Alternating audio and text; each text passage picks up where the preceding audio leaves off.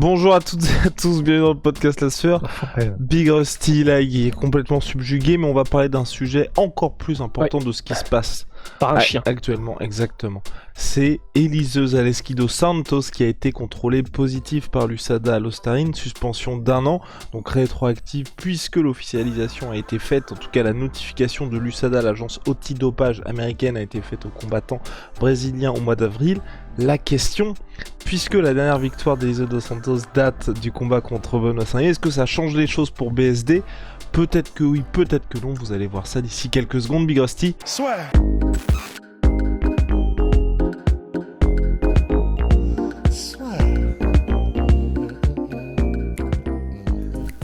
Entre dans l'octogone avec Unibet.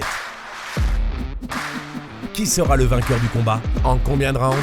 Fais tes paris sur l'app numéro 1 et profite de 150 € offerts sur ton premier pari. Zaleski dos Santos qui a été imposé par décision unanime, je crois. Ouais, oui, unanime. Face à Benoît Saint-Denis, c'était une véritable guerre. BSD était passé pas très loin de se faire finaliser, malheureusement, pour ses débuts à l'UFC, en short notice, dans une catégorie qui n'était pas la sienne, puisqu'on était en welterweight face à un ancien membre du top 15.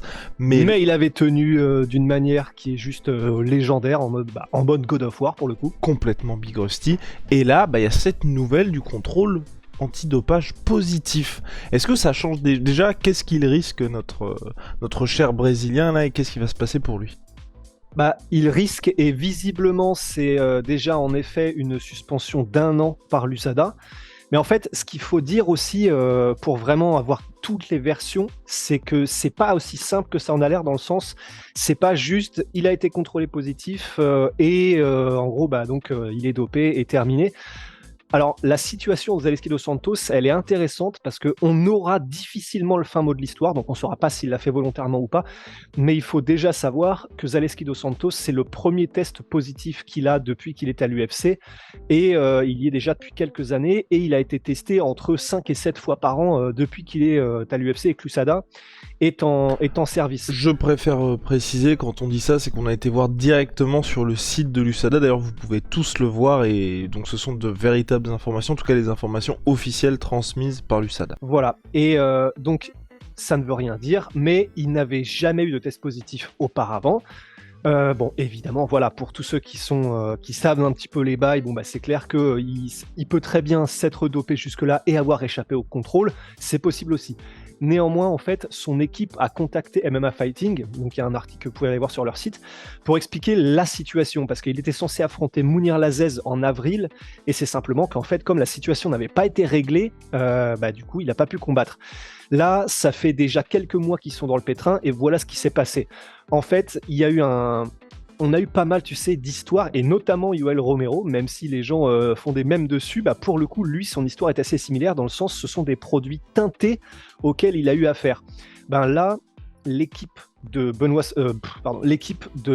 Zaleski dos Santos dit que c'est le même genre de cas que comme ce qui s'était passé avec, par exemple, Amanda Rivas, Sean O'Malley, où en gros, c'est pas de leur fait, mais ce serait un des suppléments qu'ils ont pris, un des composés qu'ils ont pris, composés des suppléments alimentaires, qui seraient teintés et donc qui auraient des traces de produits qui, eux, sont bannis par l'USADA.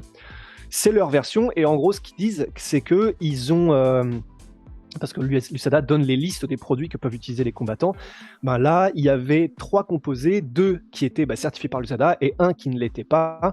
Et l'équipe, pour essayer de blanchir leur nom de Zaleski dos Santos, ce qu'ils ont fait, c'est qu'ils ont envoyé à des labos indépendants les 3 produits sur lesquels ils avaient encore des doutes, et il se trouve qu'il y a l'un d'eux, qui était pourtant un composé apparemment qui avait été approuvé par l'USADA, qui contenait des traces d'ostarine. Mais ce qui se passe, et ce pourquoi l'USADA, même si elle a contacté le docteur, le labo et la pharmacie qui produisait le composé, même si tout ça s'est passé, la raison pour laquelle la suspension tient encore et pour laquelle visiblement Zaleski dos Santos va prendre 1 an sans pouvoir combattre ni gagner du coup d'argent en combattant, c'est parce que l'USADA n'a pas juridiction, c'est ça qu'on dit, je suis en train de penser à Batman The Dark Knight là, quand ils vont à Shanghai, ouais c'est ça, ils n'ont pas juridiction, ne s'étend pas jusqu'au Brésil, et en fait ils ne peuvent pas forcer l'entreprise qui produit ce supplément à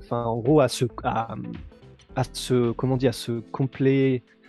à avouer que Ouais, c'est ça, à faire en effectivement, fonction de ce que eux demandent, tout simplement. ouais, voilà, et donc à avouer qu'effectivement, il y a des traces d'ostarine dans le produit qu'ils ont conçu, et comme ils n'ont pas juridiction, ils peuvent pas forcer, et donc en fait, il y a un espèce de statu quo, parce que même si le docteur a donné effectivement sa version des faits qui allait dans le sens de Zaleski, même si l'USADA a contacté les différents acteurs, comme ils ne peuvent pas avoir le mot et la preuve par l'industrie, l'entreprise pharmaceutique qui a produit ce complément, qu'effectivement il y avait des traces de starine, parce qu'effectivement eux ils ont aucun intérêt à avouer ça, parce que c'est pas du tout censé être dans les ingrédients qu'ils ont mentionnés. Et donc en fait, comme ils n'ont pas juridiction, on est dans un statu quo, et comme il y a statu quo, ben en fait, du coup on ne peut pas prouver que Zaleski dos Santos était hors de cause non plus, et donc la suspension tient. Voilà, c'est quand même bien d'avoir aussi cette version-là. Voilà, on n'en sait Zaleski rien, on sait pas tricheur, si... tricheur Zaleski dos Santos. Ouais. Donc voilà, on n'en sait rien, mais ce qui est Ce sûr, qui est sûr, c'est qu'il a été contrôlé positif. et voilà, et c'est ça le At truc. the Et end of the day. ce qui est sûr à la fin de la journée, c'est que du coup, visiblement, alors je sais pas, je m'y connais pas suffisamment pour savoir si les traces et les quantités qu'il y avait par millilitre de sang sont suffisamment grandes pour qu'il y ait des effets. Tu sais, on peut être, enfin voilà, je m'y connais pas suffisamment, je veux même pas tenter de faire des théories, mais c'était là. Et donc, quoi qu'il arrive, les produits visiblement étaient là, et visiblement il y avait des traces dans le corps de Zaleski dos Santos. Donc, est-ce que ça a pu influer sur la performance qu'il a eue contre Benoît Saint-Denis? Est-ce que ça pourrait influer sur les résultats?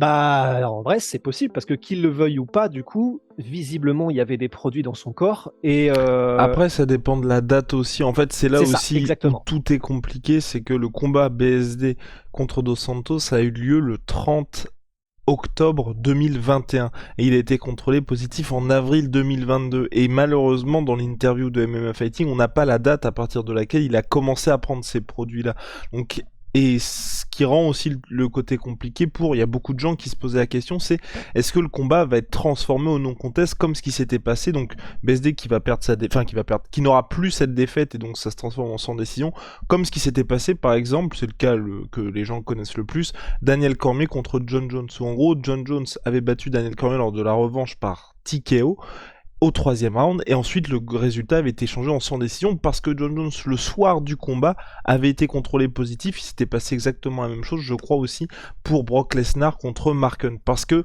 ils avaient été contrôlés positifs dans le laps de temps entre la préparation du combat et le combat en lui-même. Le problème pour Zaleski dos Santos, c'est qu'il a été contrôlé positif en avril, alors que le combat s'est déroulé le 30 octobre. C'est pour ça que j'ai un peu peur pour le résultat pour BSD.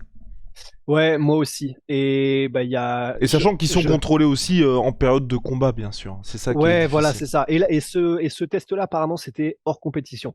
Mais c'est vrai que du coup, en fait, ce qu'il faudrait savoir, c'est comment fonctionne l'USADA, et je ne sais pas comment fonctionne l'USADA dans les cas. Enfin, jusqu'où est-ce qu'ils vont rétroactivement, en fait, pour déterminer ou non si on doit mettre des no-contests ou pas.